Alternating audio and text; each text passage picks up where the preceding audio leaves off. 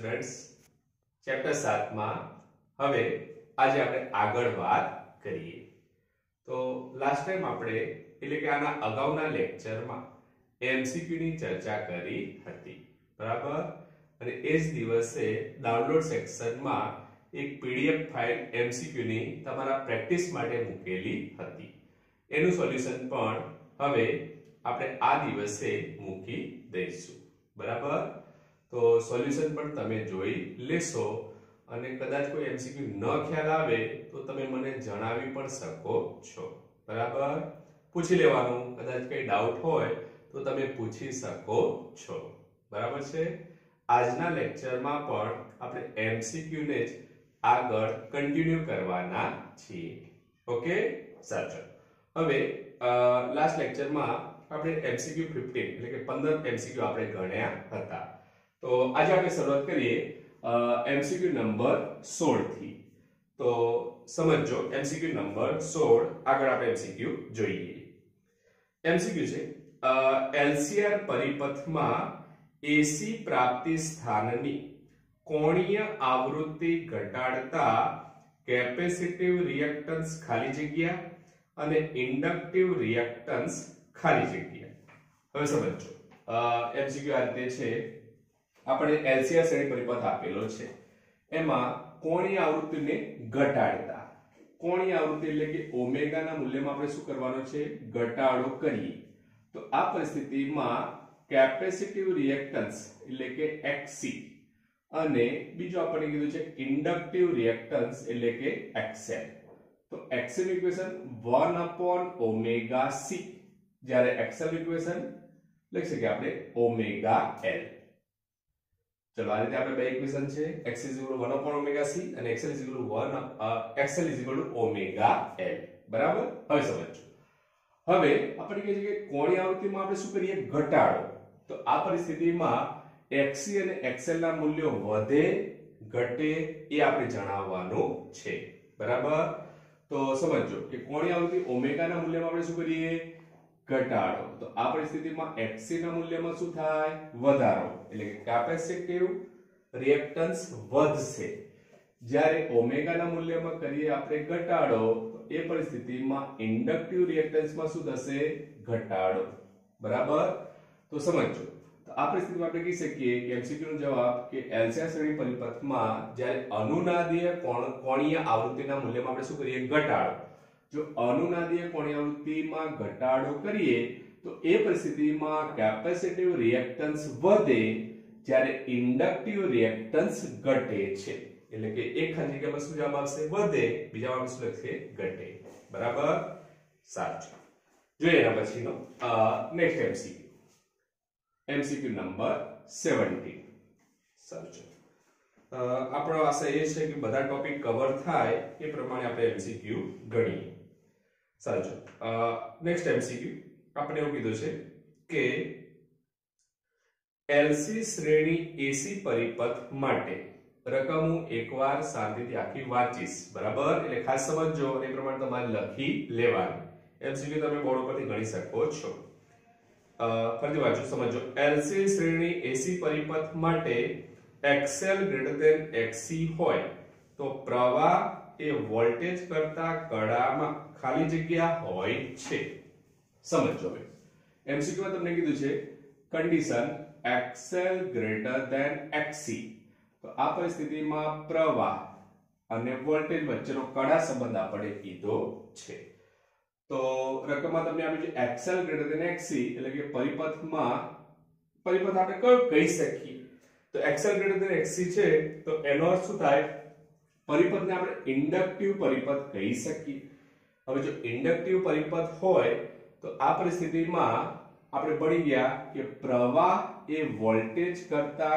કડામાં π/2 જેટલો પાછળ હોય છે બરાબર છે XL > XC તો આપણે કહી શકીએ तो परिपथ कयो કહેવાય ઇન્ડક્ટિવ અને ઇન્ડક્ટિવ પરિપથમાં પ્રવાહ એ વોલ્ટેજ કરતા કડામાં π/2 જેટલો કેવો હોય પાછળ હોય છે જો પરિપથ કેપેસિટિવ હોય તો પ્રવાહ એ વોલ્ટેજ કરતા કડામાં π/2 જેટલો આગળ હોય છે જો કન્ડિશન રિવર્સ હોય XC > XL હોય તો આપણે રિવર્સ જવાબ લખી શકીએ છીએ।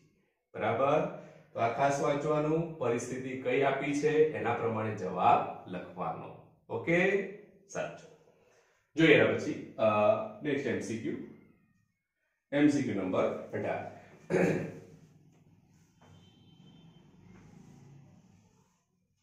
આપણે બધા ટોપિક કવર થઈ જાય એ પ્રમાણે આપણે એમસીક્યુ ની ચર્ચા કરીશું। સાચું, એના પછીનો એમસીક્યુ આપણે ધ્યાનમાં લઈએ। સમજો, 3 મિલી હેનરી ઇન્ડક્ટન્સ અને 4 ઓહ્મ અવરોધ ધરાવતા એલઆર પરિપથ, આપણને એલઆર પરિપથ આપેલો છે। એમાં આપણને ઇક્વેશન આપ્યું છે, સમજો। ઇક્વેશન આ રીતે છે, E is equal to 4 cos 1000t volt EMF લાગુ પાડવામાં આવે છે તો પરિપથમાં પ્રવાહનું મૂલ્ય કેટલું હશે? એટલે કે પરિપથમાં આપણે પ્રવાહનું મૂલ્ય શોધવાનું છે। તો ઇન્ડક્ટન્સ આપેલું છે આપણને 3 મિલી હેનરી, તો લખી શકીએ આપણે L is equal to 3 milli henry અને આપણને બીજી વેલ્યુ આપેલી છે 4 ઓહ્મ અવરોધ। અવરોધ R ની વેલ્યુ આપણને આપેલી છે 4 ઓહ્મ। ચલો બીજું કઈ રકમ આપ્યું છે? ના, આપણને બે વેલ્યુ આપેલી છે। તો આ પરિસ્થિતિમાં આપણે શોધવાનું છે પરિપથમાં પ્રવાહનું મૂલ્ય કેટલું હશે, એટલે કે પ્રવાહ I ની વેલ્યુ આપણે શોધવાની છે। સાચું, હવે આ પરિસ્થિતિમાં આપણે એલસીઆર શ્રેણી પરિપથ માટે પહેલા તો આપણે આ ઇક્વેશન ને કમ્પેર કરીએ। તો ઇક્વેશન આપણે આ રીતે લખી શકીએ, E is equal to Em cos omega t। ચલો આને કીધી આપણે સમીકરણ નંબર 1, આને કીધી સમીકરણ નંબર 2। આપણે અહીંયા E is equal to Em એટલે આપણે લખ્યું કે આપણને સંજ્ઞા E આપેલી છે, V આપી તો આપણે લખી શકીએ V is equal to Vm cos omega t। બરાબર, સાચું। હવે Em ની વેલ્યુ આપણા માટે કેટલી છે? અહીંયા 4, તો આપણે લખી શકીએ બે સમીકરણને કમ્પેર કરતા Em is equal to 4 volt, એને જ આપણે Vm લઈ શકીએ। બરાબર, મહત્તમ વોલ્ટેજ। હવે પરિપથમાં આપણે પ્રવાહનું મૂલ્ય શોધવું છે, તો પરિપથમાં પ્રવાહનું મૂલ્ય શોધવા માટે લખી શકીએ આપણે I is equal to Vm upon Z। બરાબર, ઇક્વેશન જ છે, is equal to લખી શકીએ આપણે Vm upon under root r square plus xl minus xc નો સ્ક્વેર, પરિપથનો ઇમ્પિડન્સ। તો અહીંયા કેપેસિટરની વાત છે નહીં, એટલે xc ઘટક આપણે શું લઈ લેવાનો? 0, તો વધશે શું? માત્ર xl। ઓકે, હવે આપણે એની વેલ્યુ મૂકીએ। તો હવે આ પરિસ્થિતિમાં તમે જોઈ શકો છો કે E is equal to Em cos omega t કહીએ તો ઓમેગા ની વેલ્યુ આપણા માટે કેટલી છે? અહીંયા 1000। સાચું, તો આગળ આપણે આ રીતે સાદું આપી શકીએ Vm upon under root r square plus omega l whole square। બરાબર છે, સાચું। હવે આપણે એની વેલ્યુ મૂકીએ। ચલો Vm ની જગ્યાએ આપણે કેટલા લખી શકીએ? 4, તો 4 upon under root, હવે r square, r ની વેલ્યુ પણ કેટલી છે આપણા માટે? 4, 4 square plus ઓમેગા ની વેલ્યુ આપણે કેટલી આવશે? 1000, લખી શકીએ આપણે 1000 into l। હવે l ની વેલ્યુ તમે જોઈ શકો છો કેટલી છે? આપણને આપી છે અહીંયા 3 મિલી હેનરી, લખી શકીએ આપણે 3 ગુણ્યા 10 ની -3 નો સ્ક્વેર। બરાબર, હવે તમે આનું સાદુરૂપ આપશો તો અહીંયા 1000 તો કેન્સલ થઈ જશે, 3 નો વર્ગ થશે 9, 4 નો વર્ગ 16, 16 ને 9 25, તો આપણે લખી શકીએ 4/5। તો જવાબ આવશે 0.8, તો અહીંયા પણ જવાબ મળશે 0.8 એમ્પિયર। તો આ રીતે આપણે એલઆર પરિપથમાં પ્રવાહનું મૂલ્ય શોધી શકીએ છીએ। બરાબર, સાચું। જોઈએ એના પછી નેક્સ્ટ એમસીક્યુ, એમસીક્યુ નંબર 19। તો આ પ્રમાણે રકમને ખાસ સમજજો, એના ઉપરથી એક્ઝામ્પલ ગણવાનો પ્રયત્ન કરશો। ચલો આગળ વાત કરીએ, સમજો। એક એસી પરિપથમાં ગૂંચળાનો રિએક્ટન્સ તેના અવરોધ કરતા √3 ગણો હોય તો ગૂંચળાના બે છેડા વચ્ચે વોલ્ટેજ અને ગૂંચળામાંથી વહેતા પ્રવાહ વચ્ચેનો કડા તફાવત ખાલી જગ્યા હશે. હવે સમજો, એક એસી પરિપથમાં ગૂંચળાનો રિએક્ટન્સ તેના અવરોધ કરતા √3 ગણો. તો ગૂંચળાનો રિએક્ટન્સ એટલે આપણે કહીએ ઇન્ડક્ટર, તો ઇન્ડક્ટન્સ ઉપરથી આપણે કહી શકીએ XL √3R. સમજો, અવરોધ શરૂઆતમાં કેટલો છે R, તો ગૂંચળાનો રિએક્ટન્સ આપણને કીધો છે એટલે કે ઇન્ડક્ટરનો રિએક્ટન્સ આપણે કહી શકીએ અવરોધ કરતા √3 ગણો, એટલે છે કે XL √3 R. બરાબર. હવે આ પરિસ્થિતિમાં V અને I વચ્ચેનો આપણે કીધો છે કડા તફાવત શોધો. તો કડા તફાવત શોધવા માટે equation tan phi XL XC R. બરાબર, XL XC R આપણો બેઝિક ઇક્વેશન છે. ત્યારે જ્યારે પરિપથ LCR હોય ત્યારે, પણ અહીંયા પરિપથમાં બે ઘટક છે L અને R, એટલે LR પરિપથ આપણે કહી શકીએ. એટલે કે કેપેસિટન્સનો ઘટક આપણે અહીંયા ધ્યાનમાં લેવાનો નથી. તો ઇક્વેશન આપણે લખી શકીએ XL R બરાબર છે. ચલો, 5 tan inverse XL. XL ની જગ્યાએ આપણે શું લખી શકીએ √3R upon R. चलो 5 tan inverse √3. तो √3 ની વેલ્યુ આપણે કેટલા માટે કહી શકીએ 60 ડિગ્રી. બરાબર છે. તો આપણે લખી શકીએ 5 60 ડિગ્રી અથવા π/3 રેડિયન એમ પણ તમે કહી શકો છો. π/3 રેડિયન પણ આપણે એનો આન્સર કહી શકીએ. તો કન્ડિશન જોવાની કઈ આપી છે, આમાં જવાબ રેડિયન માં કીધો છે, માટે લખી શકીએ π/3. ડિગ્રી માં કીધું તમે લખી શકો 60 ડિગ્રી. બરાબર, સાચું. એના પછી આગળ વાત કરીએ. જોઈએ MCQ નંબર 20. MCQ નંબર 20 આગળ આપણે જોઈએ કંઈક નવો દાખલો ગણીએ, કંઈક અલગ સ્ટેપ હોય, અલગ સૂત્ર હોય. AC voltage. સાચું, એક બેઝિક દાખલો છે.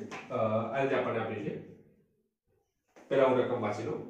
એસી વોલ્ટેજ V બરાબર આપણને ઇક્વેશન આપ્યું છે V બરાબર 400 sin 314 t વોલ્ટ. આ રીતે તમને ઇક્વેશન આપ્યું છે. AC voltage V 400 sin 314 t voltage માટે એસી વોલ્ટમીટર દ્વારા મપાતો વોલ્ટેજ શોધો. એસી વોલ્ટમીટર દ્વારા મપાતો વોલ્ટેજ એટલે આપણે કઈ વેલ્યુ શોધવાની છે, VRMS વેલ્યુ શોધવાની છે. તો આ સમીકરણને આપણે કમ્પેર કરીએ તો લખી શકીએ આપણે V VM sin omega t. બરાબર છે. ઓકે, VM બંને સમીકરણની કમ્પેરિઝન કરીએ તો VM ની વેલ્યુ આપણને કેટલી મળશે અહીંયા 400 વોલ્ટેજ. હવે આ પરિસ્થિતિમાં આપણે RMS વોલ્ટેજ શોધવાના છે. તો લખી શકીએ આપણે VRMS VM √2. ચલો, VM ની વેલ્યુ 400 √2 તો VRMS ની વેલ્યુ આપણે કેટલી કહી શકીએ 400 વોલ્ટ. તો એસી વોલ્ટમીટરના વોલ્ટેજ આપણને કેટલા મળશે અહીંયા 400 વોલ્ટ મળશે. બરાબર, બેઝિક દાખલો છે, સમજો. ચલો, એના પછી નેક્સ્ટ એક્ઝામ્પલ જોઈએ. આગળ નવા સૂત્રનો ઉપયોગ આવતો હોય એવો. હા, એક LCR એસી શ્રેણી પરિપથમાં સમજો, ફરીથી વાંચું છું. એક LCR એસી શ્રેણી પરિપથમાં L is equal to 1 Henry, C is equal to 20 માઇક્રોફેરાડે અને R is equal to 6 ohm છે. તો પરિપથનો Q ફેક્ટર શોધો. સમજો, આપણે LCR પરિપથ આપેલો છે. ચલો, આગળ આપણે નંબર આપી દઈએ. એક LCR પરિપથ આપણને આપેલો છે, એમાં આપણને ત્રણ વેલ્યુ આપી છે L, C અને R. ચલો, L ની વેલ્યુ આપી છે 1 હેનરી, લખી શકીએ આપણે 1 હેનરી. C 20 20 માઇક્રોફેરાડે. ઓકે, આર આપેલા છે આપણને 6 ઓહ્મ. હવે આ પરિસ્થિતિમાં આપણે ક્યુ ફેક્ટરની વેલ્યુ શોધવાની છે. બરાબર, તો ક્યુ ફેક્ટરના આપણે કઈ સૂત્રો કઈ અલગ અલગ સ્વરૂપના સૂત્રો શોધ્યા હતા અથવા તારવ્યા હતા, યાદ છે? તો લખતા હતા આપણે quality factor Q is equal to omega 0 L upon R. જ્યારે LR પરિબળની વાત હોય ત્યારે આપણે એ સૂત્ર વાપરી શકીએ, અથવા ઓમેગા 0 ની વેલ્યુ તમે જાણતા હોય ત્યારે. અહીંયા આપણે ત્રણેય વેલ્યુ આપી છે LCR. તો LCR ત્રણેય વેલ્યુ આપેલી હોય તો એ પરિસ્થિતિમાં ક્વોલિટી ફેક્ટરનું સૂત્ર આપણે બેઝિકલી વાપરી શકીએ Q is equal to 1 upon R under root L upon C. લગભગ આ સૂત્ર તમને યાદ હશે જ. બરાબર, સાચું. તો 1 upon R under root L upon C આ ઇક્વેશન ને આપણે ધ્યાનમાં લઈએ. તો 1 upon R, ચલો R ની વેલ્યુ 6 into L, L ની વેલ્યુ આપેલી છે 1 હેનરી upon C ની વેલ્યુ 20 માઇક્રોફેરાડ છે. મને લખશે આપણે 20 ગુણ્યા 10 ની માઈનસ 6 ઘાત. ચલો આનું સાદુરૂપ તમે આપશો તો તમને જવાબ મળશે 37.2. 37.2. તો આ તમે શોધો ક્વોલિટી વેક્ટર અથવા તો ક્યુ ફેક્ટર. બેઝિક ઇઝી દાખલો છે, પણ એના માટે તમને સૂત્ર ખાસ આવડવું જોઈએ. બરાબર, સાચું. એનાથી આગળ વાત કરીએ. MCQ number 22.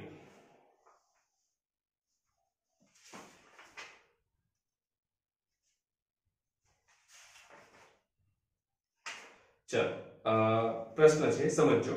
એલસી દોલનોને લગતો એક એલસી દોલનો કરતા પરિપથમાં, એક એલસી દોલનો કરતા પરિપથમાં જો કેપેસિટરની પ્લેટ પરનો મહત્તમ વિદ્યુતભાર Q હોય તો જ્યારે ઊર્જા ચુંબકીય ક્ષેત્ર અને વિદ્યુત ક્ષેત્રમાં સરખી સંગ્રહ પામેલી હોય તે સ્થિતિમાં કેપેસિટરની પ્લેટ પરનો વિદ્યુતભાર કેટલો હશે? રકમ ખાસ સમજો. શરૂઆતમાં કેપેસિટરની પ્લેટ પર મહત્તમ વિદ્યુતભાર કેટલો છે? Q. એનો અર્થ કેપેસિટર કેવું છે? સંપૂર્ણપણે ચાર્જ કરેલું છે. એ પરિસ્થિતિમાં કેપેસિટર પરનો વિદ્યુતભાર મહત્તમ, એનો અર્થ કેપેસિટર કેવું છે? સંપૂર્ણપણે ચાર્જ.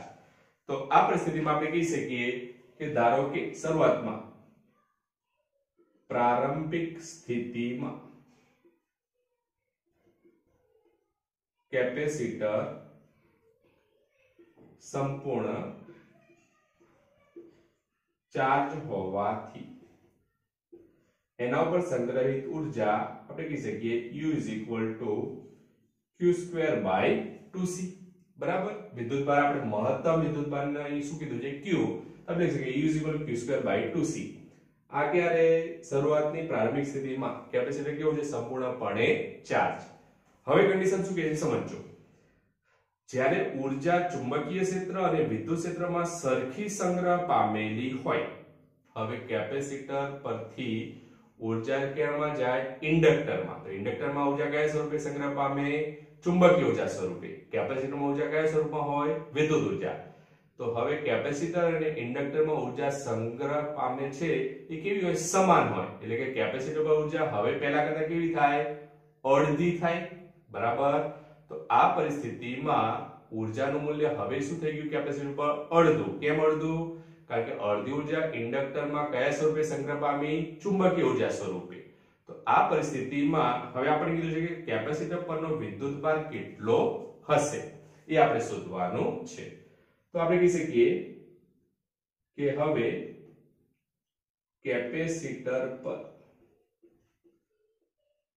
ઊર્જા અડધી હોય ત્યારે વિદ્યુતભાર ધારો કે આપણે કહી દઈએ Q' હોય તો આ પરિસ્થિતિમાં હવે જે ઊર્જા છે આપણે કહી શકીએ Q' is equal to U/2. બરાબર, હવે ઊર્જા કેવી થઈ ગઈ? અડધી. કારણ કે અડધી ઊર્જા કેપેસિટર ઉપરથી શેમાં જતી રહી? ઇન્ડક્ટર ઉપર ચુંબકીય ઊર્જા સ્વરૂપે સંગ્રહ પામી. તો હવે કેપેસિટર પર ઊર્જા પહેલા કરતા કેટલી થઈ ગઈ? અડધી.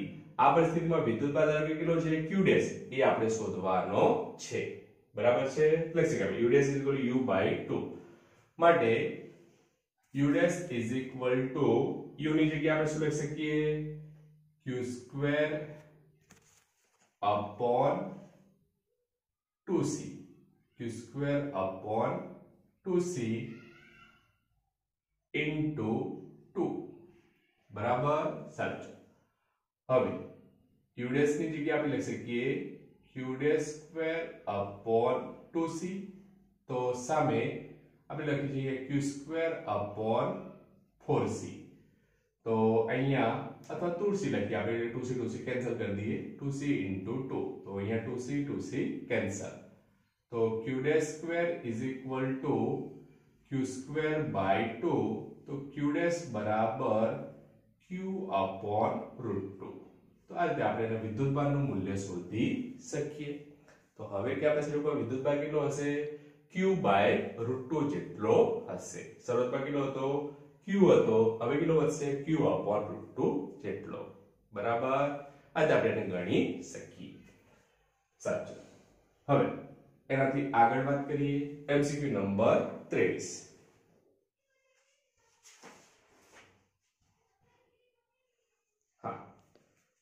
સાંભળજો થિયરિટિકલ છે વ્યવહારમાં વપરાતા સ્ટેપ અપ ટ્રાન્સફોર્મરમાં આઉટપુટ પાવર ખાલી જગ્યા સાંભળજો ઓપ્શન ઇનપુટ પાવર કરતા વધારે હોય ઇનપુટ પાવર જેટલો જ હોય પાવર કટ વખતે પણ જળવાઈ રહે છે ઇનપુટ પાવર કરતા ઓછો હોય હવે પ્રશ્ન ફરીથી સાંભળજો વ્યવહારમાં વપરાતા સ્ટેપ અપ ટ્રાન્સફોર્મરમાં આઉટપુટ પાવર ખાલી જગ્યા તો આઉટપુટ પાવર જે હોય એ હંમેશા ઇનપુટ પાવર કરતા કેવો હોય ઓછો હોય બરાબર કારણ કે જ્યારે આપણે ઊર્જાનું વહન કરીએ અથવા વિદ્યુતભાર જ્યારે ગતિ કરે એ પરિસ્થિતિમાં હંમેશા ઊર્જાનો શું થાય વ્યય થાય લાંબા અંતરે જ્યારે આપણે વિદ્યુત ઊર્જાનું વહન કરાવીએ ત્યારે ઊર્જા હંમેશા શું થાય વ્યય પામે એટલે આઉટપુટ પાવર હંમેશા ઇનપુટ પાવર કરતા કેવો મળે ઓછો મળે જેના આપણે ઊર્જા વ્યયના કારણો સમજ્યા હતા ફ્લક્સ લીકેજ એડી કરંટ વાઉન્ડિંગ નો અવરોધ હિસ્ટેરેસિસ લૂપ બરાબર આ બધા રીઝન ત્યાં કાર્ય કરે એટલે કે આઉટપુટ પાવર જે મળે એ હંમેશા ઇનપુટ પાવર કરતા કેવો હોય ઓછો હોય ઓકે બીજો એમસી એસી વોલ્ટેજમાં વધારો કે ઘટાડો કરવામાં કઈ રચનાનો ઉપયોગ થાય એસી વોલ્ટેજ વધારવા અથવા ઘટાડવા માટે કઈ રચનાનો ઉપયોગ કરી છે આપણે બેસિકલી તમે જાણો છો ટ્રાન્સફોર્મર બરાબર તો એમાં ઓપ્શન બધા આપ્યા છે ઓસિલેટર વોલ્ટમીટર રેક્ટિફાયર ટ્રાન્સફોર્મર તો જવાબ શું આવશે ટ્રાન્સફોર્મર બીજો ચલો એના પછી થિયરિટિકલ બીજો એક પ્રશ્ન જોઈ લઈએ સ્ટેપ ડાઉન ટ્રાન્સફોર્મર માટે ટ્રાન્સફોર્મેશન ગુણોત્તરનું મૂલ્ય ખાલી જગ્યા હોય છે તો એ આપણે સમજ્યા હતા કે સ્ટેપ અપ અને સ્ટેપ ડાઉન તો સ્ટેપ અપ ટ્રાન્સફોર્મર હોય અને સ્ટેપ ડાઉન ટ્રાન્સફોર્મર હોય આ બંને માટે આપણે શોનો વાત કરીએ છીએ ટ્રાન્સફોર્મેશન ગુણોત્તર તો સ્ટેપ અપ ટ્રાન્સફોર્મર હોય તો એના માટે આપણે કહેતા હતા r is greater than 1 અને સ્ટેપ ડાઉન માટે r is less than 1 તો આ MCQ ખાસ યાદ રાખજો બોર્ડમાં પણ પૂછાયેલો પ્રશ્ન છે સ્ટેપ અપ ટ્રાન્સફોર્મર માટે ટ્રાન્સફોર્મેશન ગુણોત્તરનું મૂલ્ય r is greater than 1 જ્યારે સ્ટેપ ડાઉન ટ્રાન્સફોર્મર હોય તો r less than 1 હવે આપણે એ પ્રશ્ન શોધો સ્ટેપ ડાઉન ટ્રાન્સફોર્મર માટે ટ્રાન્સફોર્મેશન ગુણોત્તરનું મૂલ્ય કેટલું તો જવાબ આપણા માટે શું સ્ટેપ ડાઉન માટે r less than 1 બરાબર સાચું એના પછી આગળ વાત કરીએ નેક્સ્ટ એક્ઝામ્પલ ટ્રાન્સફોર્મર કયા સિદ્ધાંત પર કાર્ય કરે તો બેસિકલી આપણે કહીએ અન્યને પ્રેરણા સિદ્ધાંત પર અથવા આપણે બીજો શબ્દ વાપરી શકીએ વિદ્યુત ચુંબકીય પ્રેરણ બરાબર એટલે આ એમસી ખાસ સમજો ટ્રાન્સફોર્મર કયા સિદ્ધાંત પર કાર્ય કરે છે ઓપ્શન આપ્યા છે વિદ્યુત ચુંબકીય પ્રેરણ વિદ્યુતીકરણ વિદ્યુત ઉર્જાનું યાંત્રિક ઉર્જામાં રૂપાંતર યાંત્રિક ઉર્જાનું વિદ્યુત ઉર્જામાં રૂપાંતર તો જવાબ શું આવશે વિદ્યુત ચુંબકીય પ્રેરણ જે તમે ચેપ્ટર 6 માં ભણી ચૂક્યા છો બરાબર એ પછી અન્યને પ્રેરણા ઓપ્શન નથી તો એમ કન્ફ્યુઝ નહીં થવાનું કે ઓપ્શન ખોટા છે બરાબર એ પરિસ્થિતિમાં જવાબ શું લખવાનો વિદ્યુત ચુંબકીય પ્રેરણ અથવા ઓપ્શન આપેલો છે અન્યોન્ય પ્રેરણ આ ખાસ ચેક કરી લેવાનું સાચું એના પછી આગળ વાત કરીએ સમજો પ્રશ્ન એક સ્ટેપ અપ ટ્રાન્સફોર્મરમાં ઇનપુટ એસી વોલ્ટેજ 120 વોલ્ટ હોય તો ગૌણ ગૂંચળામાં આઉટપુટ વોલ્ટેજ 2400 વોલ્ટ મળે છે જો પ્રાથમિક ગૂંચળામાં આંટાની સંખ્યા 75 હોય તો ગૌણ ગૂંચળામાં આંટાની સંખ્યા કેટલી હશે હવે સમજો કે ગૌણ ગૂંચળામાં આપણે આંટાની સંખ્યા શોધવાની છે તો પહેલા આપણે ડેટા લખી દઈએ ઇનપુટ એસી વોલ્ટેજ તો આપણે એક સ્ટેપ અપ ટ્રાન્સફોર્મર કીધું છે તો સ્ટેપ અપ ટ્રાન્સફોર્મરમાં આપણને અહીંયા વોલ્ટેજની વેલ્યુ આપેલી છે ધારો કે આપણે લખીએ V1 તો V1 આપણને આપેલા છે 120 વોલ્ટ ચલો V2 આપેલા છે 2400 વોલ્ટ પ્રાથમિક ગૂંચળામાં આંટાની સંખ્યા 75 એટલે કે આપણને N1 આપેલા છે 75 N2 આપણે શોધવાના છે તો સૂત્રમાં તમે VS VP પણ લખી શકો NS NP પણ લખી શકો છો અથવા 1 2 સંજ્ઞા પણ તમે આપી શકો છો બરાબર તો સ્ટેપ અપ ટ્રાન્સફોર્મરમાં આપણને વોલ્ટેજ આપે છે 120 વોલ્ટ તે આંટાની સંખ્યા કેટલી છે 75 2400 વોલ્ટ હોય તે પરિસ્થિતિમાં આંટાની સંખ્યા આપણે ગૌણ ગૂંચળામાં આંટાની સંખ્યા શોધવાની છે તો આ પરિસ્થિતિમાં આપણે સૂત્ર લખી શકીએ V1/V2 બરાબર N1/N2 બરાબર અથવા આપણું સૂત્ર શોધો ત્યાં તો આપણે સૂત્ર એવું લખતા હતા VS/VP NS/NP બરાબર તો એ સૂત્ર પણ તમે વાપરી શકો છો બરાબર તો રિક્વાયરમેન્ટ પ્રમાણે સૂત્રમાં તમે ટર્મ્સ એન્ડ કન્ડિશન લખી શકો છો આપણે એ 1 2 લખ્યું છે તમે NSNP પણ લખી શકો છો તો આપણે માટે V1 કેટલા છે 120 V2 છે આપણા માટે 2400 ચલો N1 આપણા માટે છે 75 N2 આપણે શોધવાના છે તો આ પદનું જો તમે સાદુરૂપ આપશો તો તમને N2 ની વેલ્યુ મળશે N2 મળશે તમને 1500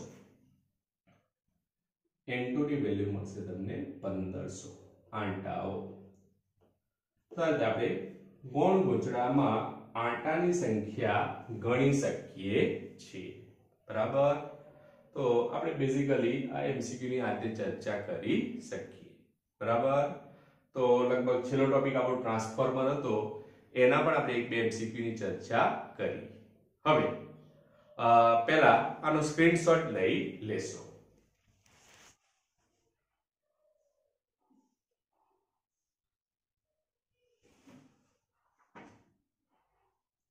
હવે સમજો કે લગભગ આપણે 24-25 MCQ ની વાત કરી અમુક થિયરેટિકલ MCQ પણ આપણે સમજ્યા છે બરાબર બીજું કે તમારી પાસે જે પણ રેફરન્સ બુક હોય એ મેં તમને અગાઉ પણ કીધું છે કે એમાંથી MCQ ગણો MCQ જેટલા ગણશો જેટલી પ્રેક્ટિસ કરશો એટલા જ MCQ તમને ઝડપથી આવડશે કારણ કે MCQ સોલ્વ કરવા માટે 50 ક્વેશ્ચન અને 60 મિનિટ હોય છે બરાબર એટલે એવરેજ આપણે ગણીએ તો પર મિનિટ 1 મિનિટમાં એક MCQ તમારે બોર્ડમાં સોલ્વ કરવો પડે તો જ તમે MCQ માં સારા માર્ક્સ મેળવી શકો બરાબર એટલે MCQ નું બીજું નામ આપણે પ્રેક્ટિસ કહી શકીએ MCQ આવડવા અને વધુ ઝડપથી આવડવા એ મહત્વનું છે આવડે ખાલી મહત્વનું નથી કેટલી ઝડપથી તમે MCQ સોલ્વ કરો છો એ તમારા માટે ઘણું મહત્વનું છે ઘણીવાર એવું થાય કે 50 MCQ છે તમને મોટા ભાગે ધારો કે 45 MCQ આવડે છે પરંતુ ધારો કે તમે સમય બચાવી શકતા નથી કોઈક MCQ માં જો તમે ઘણો સમય લઈ લો એક MCQ માં તમે 5 મિનિટ લઈ લો તો 1 મિનિટમાં તમારે એક MCQ સોલ્વ કરવાનો હતો મતલબ તમે એક MCQ ને 5 મિનિટ આપી તો પછી તમે પેપર આવડતું હોવા છતાં સંપૂર્ણ લખી શકશો નહીં બરાબર એટલે કે MCQ ની પ્રેક્ટિસ કરો તમારી પાસે જે પણ રેફરન્સ બુક હશે એમાં એવરેજ લગભગ 200 થી વધારે જ MCQ દરેક ચેપ્ટરના આપેલા છે બરાબર મેં એવરેજ લગભગ 25 MCQ તમને ગણાવ્યા છે બાકી તમને ગણવા માટે જ હું ખાસ કહું છું બરાબર ન આવડે તો પૂછો બરાબર છે? તમે મને મેસેજ દ્વારા જો પ્રશ્ન પૂછશો તો આપણે એનું સોલ્યુશન લાવીશું, પરંતુ પ્રેક્ટિસ કરશો, એમસીક્યુ પ્રેક્ટિસ કરશો તો જ તમને આવડશે. બરાબર? તો આ એક બેઝિક એમસીક્યુ હતા જેની આપણે ચર્ચા કરી. બીજું તમે તમારી રીતે સોલ્વ કરવાનો ઘણો પ્રયત્ન કરશો. ઠીક છે? સારું. બીજું સમજો કે આ સાથે આપણે એમસીક્યુ ના લેક્ચર પણ અહીંયા પૂર્ણ કરીએ છીએ, કારણ કે ટ્રાન્સફોર્મર આપણો છેલ્લો ટોપિક હતો, એના લગતો પણ આપણે એમસીક્યુ ની ચર્ચા કરી લીધી. બરાબર? હવે આપણે મળીશું નવા ચેપ્ટર સાથે, નવા લેક્ચર અને નવા ચેપ્ટર સાથે આપણે ફરીથી પાછા ભેગા મળીશું. Okay, good bye.